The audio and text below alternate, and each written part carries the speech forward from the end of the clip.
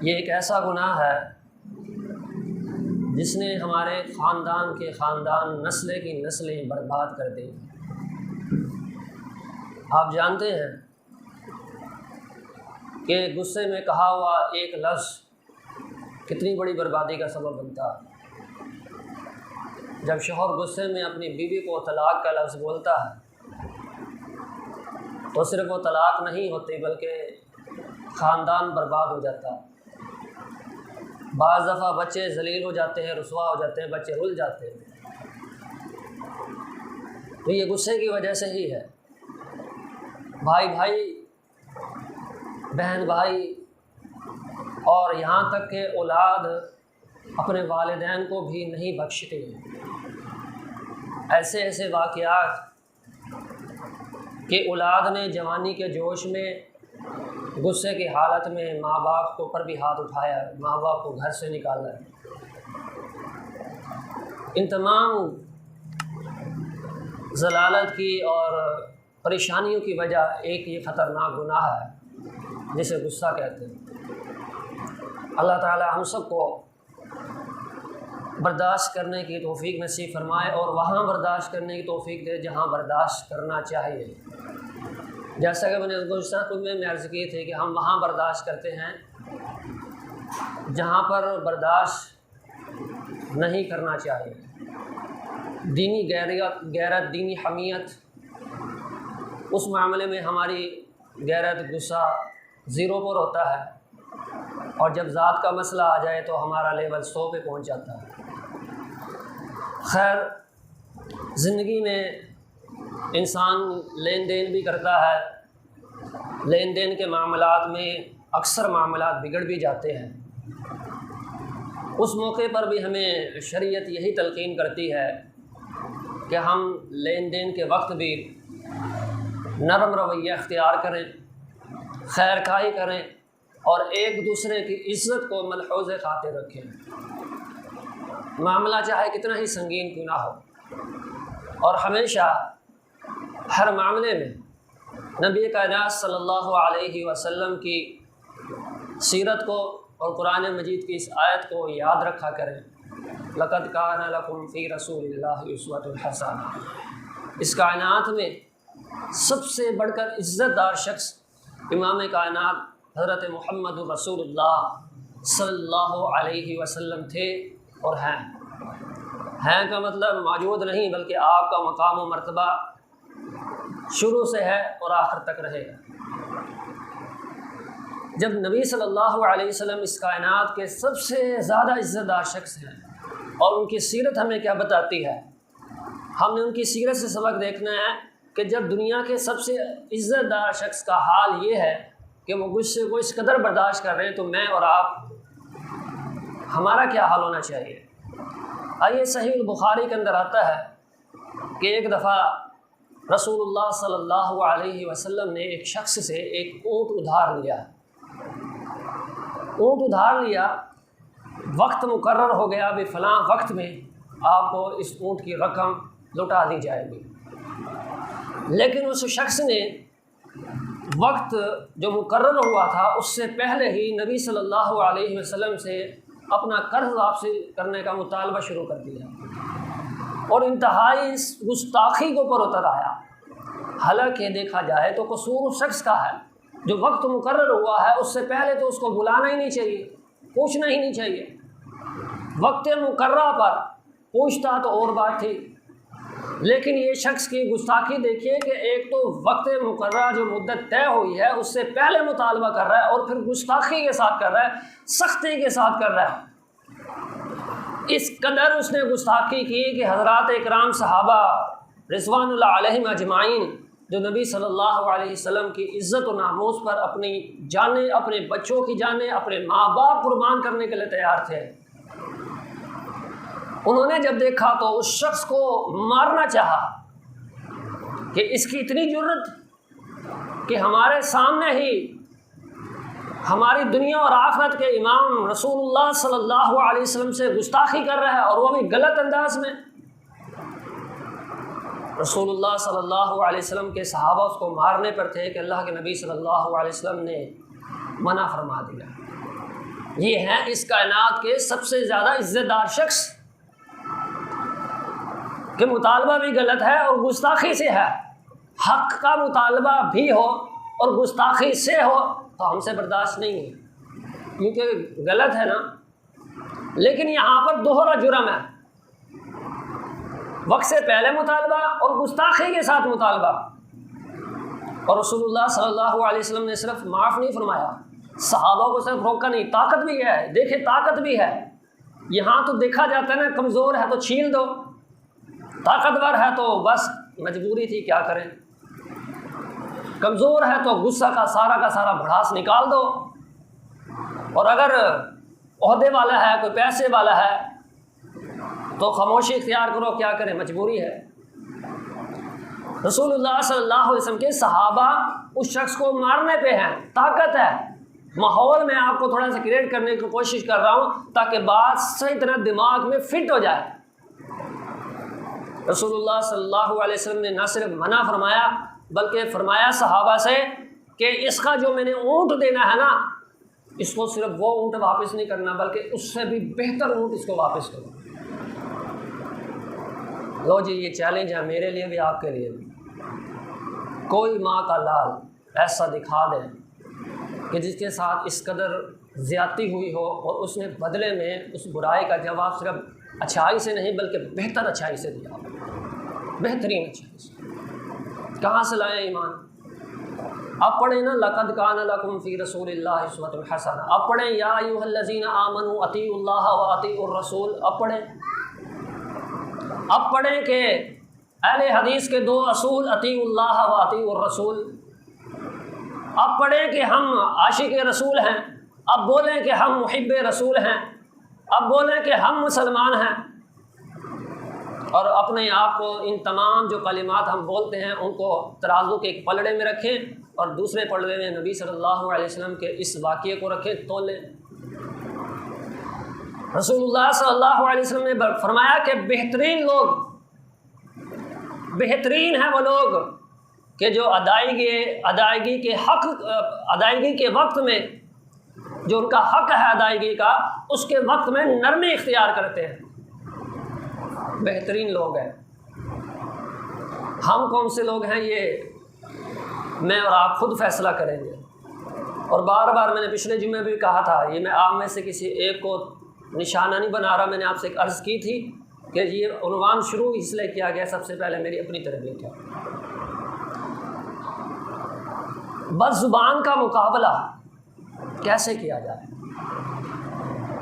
بد زبان کا مقابلہ کرنے کا بہترین طریقہ بے توجہی ہے، لاپرواہی ہے، خاموشی ہے۔ رسول اللہ صلی اللہ علیہ وسلم کی ایک حدیث بھی ہے کہ جس نے خاموشی اختیار کی وہ نجات پا گیا، اور یہ بزرگوں کا بنایا ہوا ایک قول بھی ہے، ایک چپ 100 کو ہرائے۔ جب ایک بندہ زیادتی کر رہا ہے، غصہ کر رہا ہے، اگر اللہ ہمیں توفیق دے دوسرا بندہ خاموش ہو جائے، بے توجہی اختیار کر دے، دیکھے ہی نہ اس کی طرف، اس کو اگنور کر دے، وہ بندہ اپنے آپ خود مر جائے۔ اس کے لیے سب سے بڑی سزا یہی ہوگی، اس کا سب سے بڑا جواب یہی ہوگا کہ آپ کی لا توجہی، میری لا توجہی، میری اس سے لاپرواہی، یہ اس کے لیے اتنا بڑا تیر ہوگا، یا تو وہ اس کو شرمندہ کر کے مار دے گا یا پھر اس کو سیدھا کر دے گا۔ لیکن اگر اس کا میں نے ایک جواب دے دیا تو 4 سے 8، 8 سے 10، پھر آگے کام بڑھتا ہی چلا جاتا ہے۔ اور پھر جو بندہ صبر کر لیتا ہے ایک تو یہ چیز، پھر اللہ تبارک و تعالیٰ کے ہاں اس کا مقام بھی بڑھ جاتا ہے۔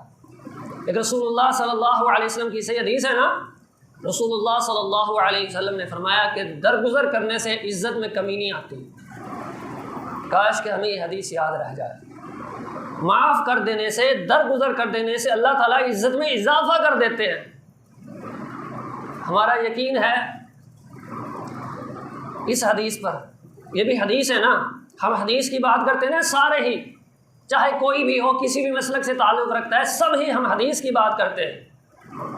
آئیے، یہ بھی نبی صلی اللہ علیہ وسلم کی حدیث ہے کہ معاف کر دینے سے، درگزر کر دینے سے عزت میں اللہ تعالیٰ اضافہ کر دیتے ہیں، کمی نہیں کرتے۔ اس حدیث پر کس کس مسلمان کا یقین ہے؟ تولیے اپنے آپ کو ترازو کے اندر۔ رسول اللہ صلی اللہ علیہ وسلم کا ایک اور واقعہ صحیح بخاری کے اندر یہ بھی موجود ہے۔ یہ واقعات سنانے کا مقصد تاکہ میں اور آپ اپنی تربیت کر سکیں۔ نبی کائنات صلی اللہ علیہ وسلم تشریف فرما ہے، یہودیوں کی جماعت آئی اور اللہ کے نبی صلی اللہ علیہ وسلم کے پاس آ کر کہنے لگا ایک شخص، السلام علیکم، السلام علیکم۔ یہ ہمارے والا سلام نہیں ہے، ہم بھی اکثر اس طرح بولتے ہیں نا، اس لیے ہمیں پتہ ہی نہیں چلتا کہ میں نے السلام علیکم کہا یا السلام علیکم کہا۔ یہاں سے ایک اور چیز آپ کو بڑی سمجھ آنے والی ہے۔ اس نے جو لفظ بولے تھے السلام علیکم، یعنی کہ معاذ اللہ اے پیغمبر صلی اللہ علیہ وسلم تم برباد ہو جاؤ، نعوذ باللہ، تم نیست و نابود ہو جاؤ۔ ساتھ موجود ہیں صدیقہ کائنات امی عائشہ، بولیے رضی اللہ تعالی عنہا، تشریف فرما ہے۔ انہوں نے سنا کہ ایک تو یہودی ہے، یہ مسلمان کی بات نہیں ہو رہی، یہاں پر دو تین چیزیں ہیں جو ذہن میں رکھنے والی ہیں۔ ایک تو اس نے لفظ کیا بولا تھا، ساتھ موجود کون تھی؟ بیوی، بیوی کے سامنے بے عزتی۔ آج کا کوئی شوہر بیوی کے سامنے اپنی ماں کو بدتمیزی کر دیتا ہے، بیوی کے سامنے کہتے ہیں بیوی کے سامنے بےزتی ہوتی ہے، ماں بیوی کے سامنے مجھے کچھ نہ کہا کر، بڑے بھائی سے لڑ پڑتا ہے، بیوی کے سامنے نہیں کچھ کہنا۔ اب یہ ہے کون؟ یہ بھائی نہیں ہے، یہ والد نہیں ہے، یہ یہودی ہے، مسلمان بھی نہیں ہے، کوئی جماعتی بھی نہیں ہے، مسلم ہی نہیں ہے، یہودی ہے۔ اور نبی صلی اللہ علیہ وسلم کی جو اس کائنات کے سب سے زیادہ عزت والے شخص ہیں، ان کی بے حرمتی کر رہا ہے، ان کے ساتھ گستاخی کر رہا ہے۔ یہ دو تین چیزیں دماغ میں بٹھائیں، پھر سوچیں کہ اب اگلا ریاکشن کیا ہونا چاہیے، ایسے بندے کا کیا کرنا چاہیے۔ ہماری زبان میں بولیں تو کہتے ہیں کہ یار ایسے بندے کو تو لائن میں کھڑی کر کے، ہم ہوتے تو یہی کہتے۔ لیکن جب نبی کائنات صلی اللہ علیہ وسلم کے ساتھ اس طرح سے اس نے بکواس کی تو نبی صلی اللہ علیہ وسلم کی بیوی امی عائشہ رضی اللہ تعالیٰ عنہا، ایک اور چیز یہاں پر بتا دوں، بات سے باہر نکل رہی ہے لیکن یہ ساری باتیں میرے نزدیک تو بھائی بہت اہم ہیں، کہ بیوی جو ہوتی ہے نا، بیوی جو اپنے شوہر کی حقیقی عزت کرنے والی ہوتی ہے، وہ کبھی بھی اپنے سامنے اپنے شوہر کی بے حرمتی، بے عزتی ہوتے ہوئے دیکھنا برداشت نہیں کرتی۔ جن کو اپنی شوہر کی عزت نہ پتہ ہو، مقام نہ پتہ ہو، وہ خود بھی بے عزتی کرتی ہیں دوسروں کے سامنے اور دوسروں سے بھی کرواتی ہیں۔ امی کا عائشہ رضی اللہ تعالی عنہا سے یہ بات برداشت نہ ہو، انہوں نے اس یہودی کو جواب دیا۔ اب ایک اور پوائنٹ یہاں پر، ایک ایک لفظ، ایک ایک جملہ نوٹ کرنے والا ہے، یقین کریں یہ واقعہ کتنے سارے نکات میں نے آپ کو بتائے ہیں۔ ایک اور نقطہ اس میں کیا ہے، اب امی عائشہ رضی اللہ عنہ کی باری ہے، ان کو غصہ آ رہا ہے کہ سرکار کائنات صلی اللہ علیہ وسلم کے ساتھ اس قدر بدتمیزی، شوہر کی، میرے نبی کی بھی عزتی۔ اب جوابی کارروائی کیا ہونی چاہیے؟ امی عائشہ رضی اللہ عنہ نے جوابی کارروائی دیتے ہوئے کہا والسلام علیکم ولعنکم اللہ، یعنی کہ جس طرح ہم کہتے ہیں السلام علیکم، دوسرا کہتا ہے وعلیکم السلام، اس کا انہوں نے یہی جواب دیا۔ اس نے کہا السلام علیکم، نعوذ باللہ تم نیست و نابود ہو جاؤ، برباد ہو جاؤ۔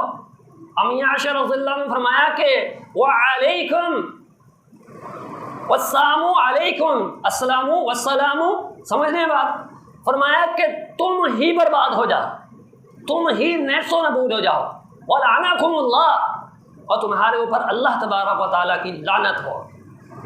میرے سرتاج کو، میرے شوہر کو، میرے نبی کو ایسے کلمات کہنے والے تیرا کوئی اور جواب نہیں، یہی ہے کہ جو تو نے کہا ہے میرے نبی کے لیے وہی تیرے لیے ہو جائے۔ کتنا بڑا جواب ہے، تسلی ہو رہی ہے جواب کی؟ نہیں ہو رہی یار، مزہ نہیں آ رہا۔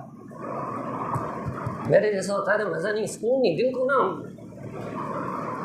یار یہ کیا، اس نے کہا لعنت ہو میں تیرے پر ہو، بس کام ختم۔ لیکن نبی صلی اللہ علیہ وسلم نے کیا فرمایا؟ فرمایا کہ عائشہ رضی اللہ تعالیٰ عنہ ان جملوں کو اب نہیں دہرانا، رک جائیے، ان جملوں کو اب نہیں دہرانا۔ کون سے جملے؟ جو اس نے کہے تم نے وہ نہیں دہرانے۔ اللہ اکبر کبیرہ، یار کیا صبر ہے۔ لَقَدْ كَانَ لَكُمْ فِي رَسُولِ اللَّهِ أُسْوَةٌ حَسَنَةٌ، اللہ کے نبی صلی اللہ علیہ وسلم، میرے سرتاج آپ کے ساتھ یہ بدتمیزی کر رہا ہے، آپ کے لیے ہلاکت کی بددعائیں دے رہا ہے۔ میرے نبی صلی اللہ علیہ وسلم نے فرمایا کہ میں نے صرف علیکم کہہ دیا تھا، میں نے ان کا جواب علیکم سے دے دیا ہے، اللہ نے میرے الفاظ قبول کیے ہیں اور ان کے الفاظ رد کر دیے ہیں۔ یعنی کہ ایک چیز اور یہاں پر سمجھنے میں یہ آئی کہ جب بدتمیز ترین انسان کا جواب خاموشی سے دیا جائے یا سلجھے ہوئے الفاظوں سے کوئی جواب دیا جائے تو وہاں پر اللہ تبارک و تعالیٰ کی مدد شامل حال ہو جاتی ہے۔ اب امی عائشہ رضی اللہ تعالیٰ نے اضافہ کیا تھا، انہوں نے کہا تھا تو بھی برباد ہو جائے اور تیرے اوپر اللہ کی لعنت ہو، لیکن نبی صلی اللہ علیہ وسلم نے کیا فرمایا تھا؟ صرف علیکم کہ تم پر۔ بات وہی ہے، امی عائشہ رضی اللہ عنہ کے الفاظ بڑے ہیں اور تھوڑا سا اضافہ یہ ہے، انہوں نے لعنت کا اضافہ کیا۔ اتنے سے اضافے کے اوپر بھی نبی کائنات صلی اللہ علیہ وسلم روک رہے امی عائشہ رضی اللہ تعالیٰ عنہ کو، رک جائیے، ایسا مت کہیے، اور جو آپ نے جواب دیا ہے اللہ نے اس کا جواب قبول نہیں کیا، جو انہوں نے دیا وہ بھی قبول نہیں ہوا، محمد رسول اللہ صلی اللہ علیہ وسلم کا یہ جواب اللہ نے قبول کیا ہے۔ حضرات سوچئے، جب یہودی کے ساتھ ایک غیر مسلم کے ساتھ اس طرح کا رویہ اختیار کرنے کا حکم مل رہا ہے، شریعت بتا رہی ہے، نبی صلی اللہ علیہ وسلم کی سیرت بتا رہی ہے، سمجھا رہی ہے، ایک یہودی کے ساتھ کرنے کے لیے، تو ہم اگر مسلمان ہیں آپس میں، پھر ہم رشتہ دار ہیں آپس میں، ہم بھی سگے بھائی ہیں آپس میں، ہم جماعت ہیں آپس میں، ایک دوسرے کے قدم کے ساتھ قدم ملا کر کھڑے ہونے والے ہیں، ہمارے سینوں میں توحید کی امانت موجود ہے، ہم نمازی ہیں، پھر ہمارا آپس کا رویہ اور برداشت کا لیول کیسا ہونا چاہیے؟ اللہ تعالیٰ مجھے عمل کی توفیق نصیب فرمائے، ہم سب کو عمل کی توفیق نصیب فرمائے۔ اور اللہ تعالیٰ نے یہی تو قرآن میں فرمایا ہے وَالْكَاظِمِينَ الْغَيْظَ وَالْعَافِينَ عَنِ النَّاسِ، غصے کو برداشت کرنے والے، درگزر کر دینے والے، اللہ تعالیٰ ایسے لوگوں سے محبت فرماتے ہیں۔ میرے بھائیوں، یہودیوں کی تو یہ ہمیشہ سے ہی چال رہی ہے کہ وہ تو یہ چاہتے ہیں کہ مسلمانوں کے اندر ایسی بکواسات پھیلائی جائیں کہ مسلمان اپنے حوصلوں کو توڑ دیں، ان کے اندر ایسے جملے، ایسی لڑائیاں ڈلوائی جائیں کہ وہ اپنے آپ برداشت سے باہر ہو جائیں۔ وہ یہ چاہتے ہیں، ان کا یہ پروپیگنڈا ہے، لیکن ہم بھی برابر کے شریک ہیں اس پروپیگنڈے میں۔ آخری بات کر کے مکمل کرتا ہوں، زندگی میں کوئی شخص ایسا ہے جسے کامیابی نہیں چاہتی، جسے کامیابی نہ چاہیے، زندگی میں کوئی شخص ایسا نہیں ہے۔ چھوٹے سے چھوٹا بچہ بھی ہے، اسے پوچھو کون سی کلاس میں پڑھتے ہو؟ نرسری میں پڑھتا ہوں۔ فیل ہونا چاہتے ہو پاس؟ وہ بھی کہے گا پاس ہونا چاہتے ہیں، انعام لینا چاہتے ہیں، کامیاب ہونا چاہتے ہیں۔ زندگی میں کامیابی چاہیے تو ایک ہی اصول بھی اپنا لیں، زندگی کے ہر میدان میں، نماز، مسجد، آفس، دفتر، ہر ایک شعبے میں کامیابی کے لیے ایک بہت بڑا یہ سمجھیے کہ ہمارے پاس ایک اوزار سمجھیے، بہت بڑا ذریعہ ہے، بس برداشت، غصے کو پی جانے والے بننا ہے۔ بڑی ہمت کا کام ہے یار، آج کل کے حالات میں واقعی بہت ہمت کا کام ہے، ناممکن تو نہیں ہے۔ اچھا مجھے یہ بتائیں کہ جو بندہ آج لاکھوں روپے کماتا ہے، کیسے کماتا ہے؟ گھر بیٹھ کے سکون سے۔ آپ کو لگتا ہے نا کہ یہ جو آن لائن کام کرتے ہیں لاکھوں روپے کما رہے ہیں، یہ جو لوگ دفتر میں اے سی یو میں بیٹھے ہیں یہ لاکھوں روپے کما رہے ہیں، یہ سکون سے اے سی یو میں بیٹھ کے کما رہے ہیں، کرسیوں پہ بیٹھ کے کما رہے ہیں۔